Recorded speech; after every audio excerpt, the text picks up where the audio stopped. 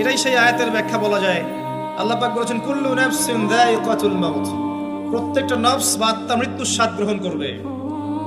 ফাইন্নামা তুওয়াফাউনা উজুরাকুম ইয়াওমাল কিয়ামাহ, কিয়ামতের মাঠে তোমাদের পূর্ণ প্রতিদান দেয়া হবে।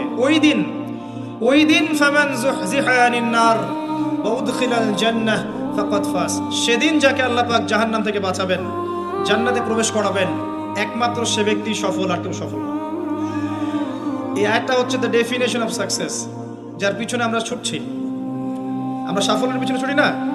সফল হতে হবে, নিজের পায়ে দাঁড়াতে হবে, টাকা পয়সা করতে হবে, বাড়ি গাড়ি করতে হবে, ব্যাংক ব্যালেন্স করতে হবে, জমি জমা করতে হবে, একটা সুন্দরী গার্লফ্রেন্ড চাই, একটা স্ত্রী চাই, তাই না?